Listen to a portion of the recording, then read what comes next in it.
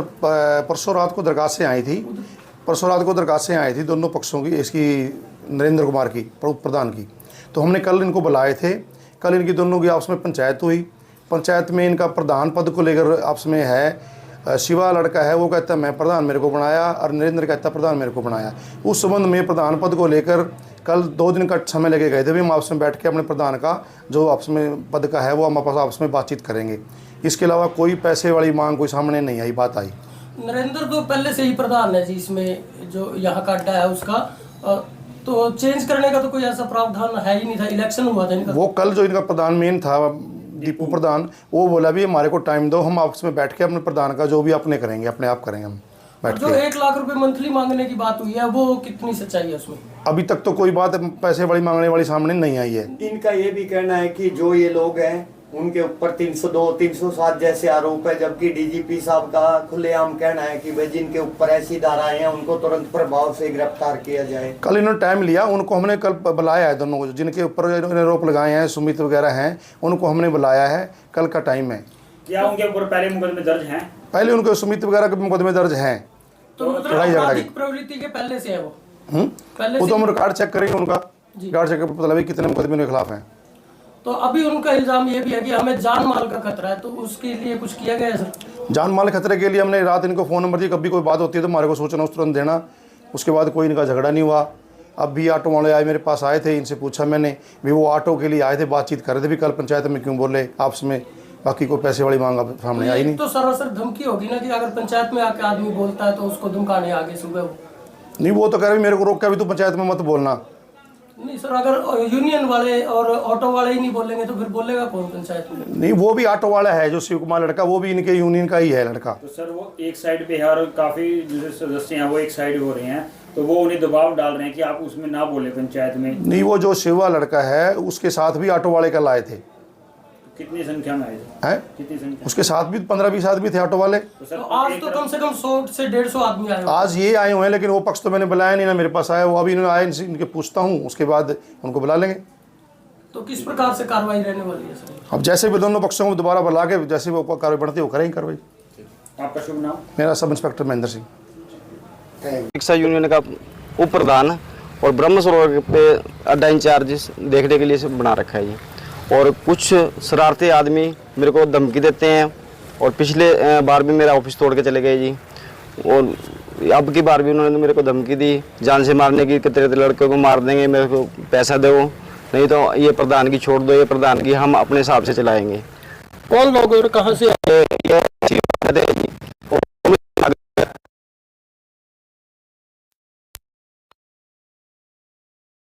धमकी दे रहे हैं तो पैसे दो या हमारे को ये काम हमारे को दे दो, हम अपने हिसाब से चलाएंगे।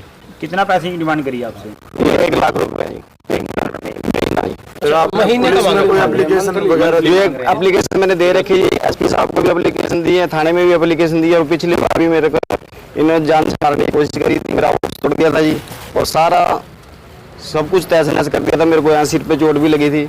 उसके बाद पुलिस का क्या कहना है? पुलिस का तो कहना है भी हम उसको अरेस्ट करेंगे, पर ये होती नहीं कार्रवाई पूरी, पिछली बार भी कार्रवाई नहीं हुई। सुधा जी के लड़के का पीए है जी, उसने ये फैसला करवाया था जी पिछली बार। हाँ, उसने मेरे को आश्वासन दिया था कि भी तेरे साथ कोई वारदात नहीं होगी, कुछ नहीं होएगा। अब दोबारा फिर यही काम हो रहा है जी। कितने दिन पहले की बात? 1 साल पहले की बात है जी ये। अब 1 साल पहले मेरे को मारा था, फैसला करवा दिया था, अब फिर दोबारा यही काम हो रहा है जी।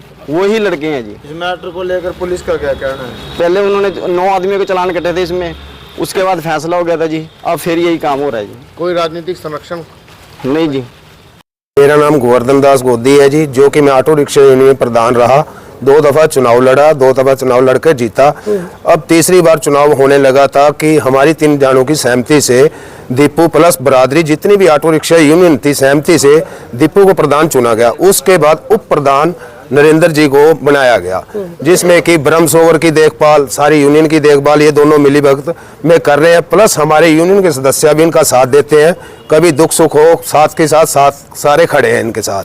अब क्या होता है, कुछ व्यक्ति आते हैं, कुछ बदमाशी तौर पे इनको नजायज तंग कर रहे हैं, कुछ मंथलियाँ मांग रहे हैं, कुछ झगड़ा करते हैं। पहले भी इनसे मारपीट करी थी 1 साल पहले, कुछ अभी आए हैं 2-3 दिन पहले धमकियाँ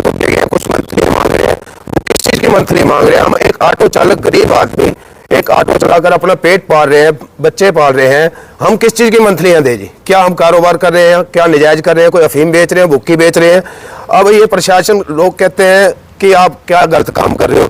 हम अपने ऑटो ही चला रहे हैं, हमारे को ऑटो भी चलाने नहीं दे रहे। इस टाइम ब्रह्म सरोवर पे लोगों को धमकियां दी जा रही है, जिसमें 2-4 ऑटो वालों को भी दी है, भाई तुम ऑटो ऐसे भरो, ऐसे नहीं भरो, उसके कहने पे नहीं चलना, प्रधानों के कहने पे नहीं चलना, जो हम बोलेंगे वही चलना है आपने।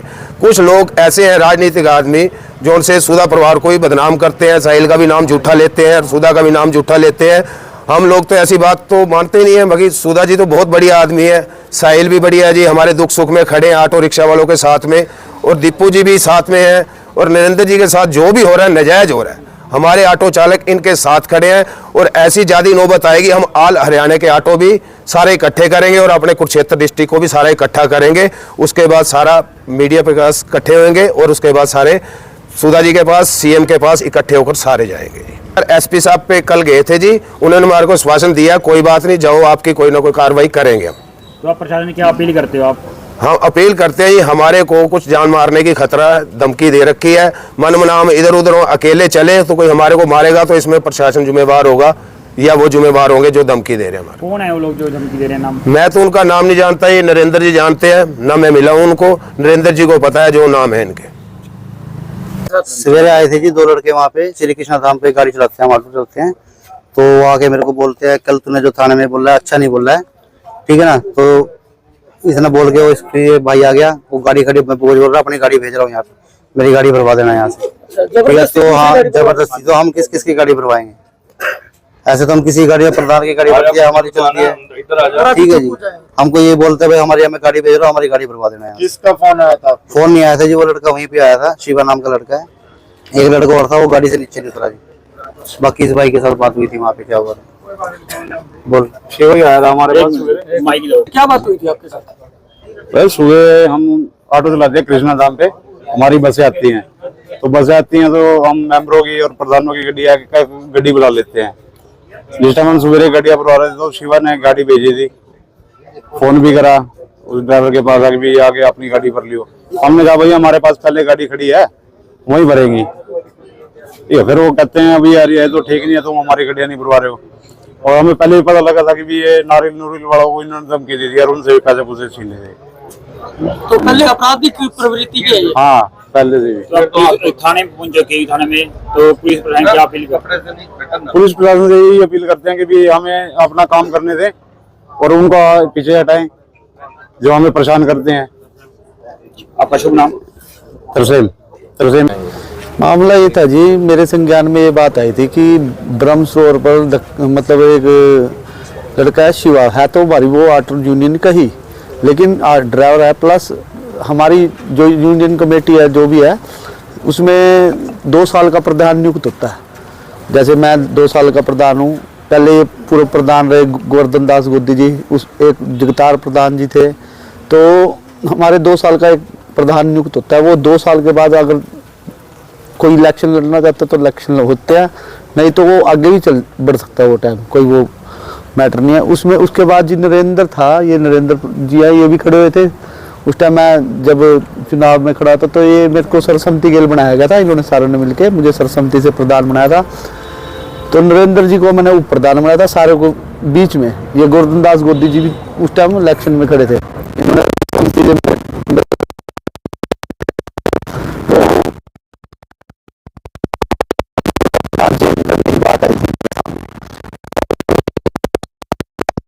आप किसी हमारा टाइम पूरा हो जाएगा, आप लोग अपना कोई भी आ जाओ, कोई इसमें कोई भी ऑटो वाला लड़ सकता है, इसमें कोई वो नहीं भाई। जो प्रधान के लिए लड़ना चाहता है प्रधान, ऐसा है कोई भी पहले सबसे पहले तो प्रधान ही बनता है। प्रधान 28 स्टैंड है यहाँ, 28 स्टैंड के हर एक बंदे को कोई प्रधान ही बनाता, मतलब वो अड्डा इंचार्ज मेंबर वो संभालते हैं अड्डा, भाई कोई गलती ना करे, कोई ऐसा काम ना हो जाए। तो वैसे ही नरेंद्र को मैंने यहाँ का अड्डा इंचार्ज बना रखा। कोई प्रधान वाला, प्रधान एक ही होता है यूनियन का, तो मेन आदमी इसको बनाया था। वो कहते भाई हमारा आदमी है ये, मतलब बनेगा धक्के से, मतलब ये बात है। बाकी ये नरेंद्र जी बात करेंगे आपसे।